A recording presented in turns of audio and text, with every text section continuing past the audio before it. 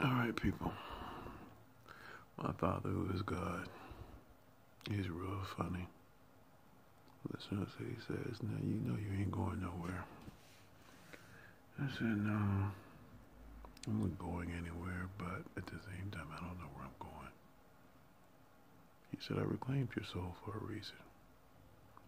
People want to learn. But see, the thing is, you have to understand something, people.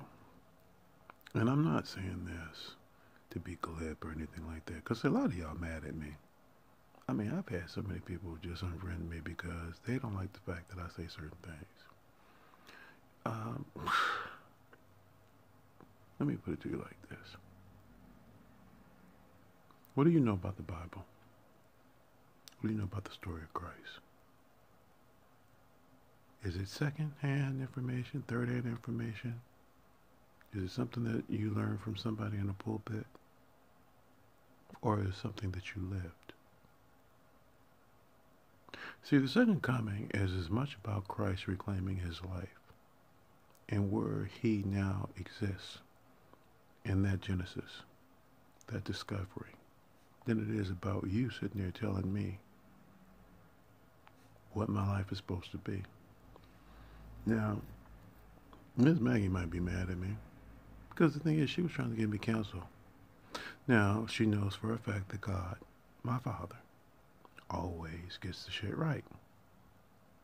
But at the same time, then she was going to sit there and try and school me on something that he had been talking to me about without really knowing the full ramifications of it.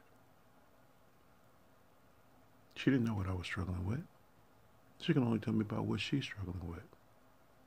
I don't have a problem with that. But the thing is, if you're going to call yourself schooling somebody else on their life, it's best you have lived it before you sit there and tell somebody that what you say is how it now plays out. You don't know what I dream. You don't know what I see. You don't know how I see. You don't know what my gifts are. You don't know anything. You just know what you can do. Whether you're talking to a dog, a cat, a bird. I mean, all kind of shit. I talk all that stuff too. Dogs are funny. Dogs talk to me all the time. I'll just be walking down the street and some dog gonna start talking to me. I just like look at them. And they'll be like barking and stuff. I'm like, why are you barking? And the owners laugh because they know I'm talking to that dog. Because they know the dog.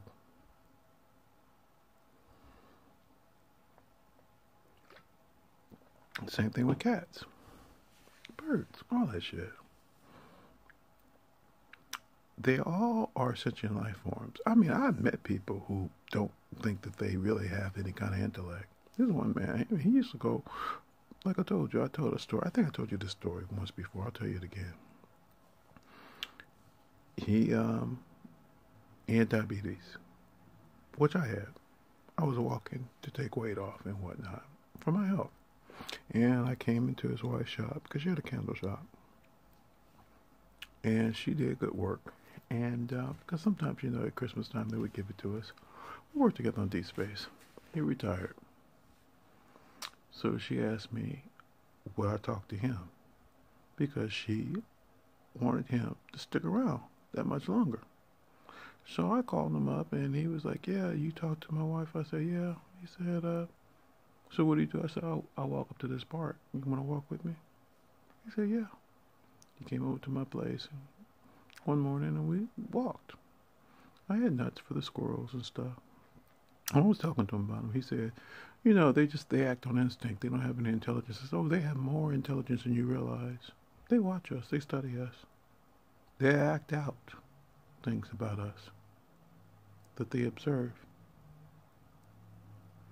And it was tripping him out because he saw how, Mr. Chatters, the squirrel that was my good friend, but there was other squirrels up there too that I would talk to. He was like tripping. He was like, you like a little Dr. Doolittle. To the point that, I wasn't the only one. It was her. He wasn't the only one. There were other people that went walking with me. And they would sit there and say, these animals, they are interacting with you. I said, that's what they do. I ain't got nothing against them and stuff. I had something against this woman who one time asked me why I was asking for a message. I said, I ain't asking for a message. But if they want to tell me something, I'm going to listen to them. I ain't grilling them about anything. They just tell me shit. But anyway, he had started bringing nuts up there too. Because he knew I was taking nuts up there in trail mix and stuff. And I told you, he literally gave Mr. Chatters, well, he wanted to give him a sweet tart. I said, don't you give that to him. He said, you don't know what it is? I said, it's poison. We ain't supposed to be eating that shit. You gonna try and give that to him? Don't you give that to him. I told you, he cussed him out. That shit was funny. He cussed him out. Luckily, I still had some trail mix that I forgot I had a little packet of, and I gave him some, and I apologized to him on behalf of that man. And Mr. Chatters, he was walking off. He was mad as a hatter. He was stumping off. He looked back. He looked at me, and he looked at that man, and he said, that's how you supposed to treat me. Now, that's a squirrel. You as people can learn something from these animals, because at least they know who they are and whatnot. And y'all still steady talking shit. Animals talk to you. I don't have a problem with that. You will never see me try and abuse a squirrel. If I come across his body on the road, I'm going to say a prayer. Because I know that was a life that was once lived. That's how I look at it. Just like dogs and stuff. I mean, I see the homeless people with their dogs. And dogs are just standing. I mean, they are trying to stand by these people's side because nobody else wants them.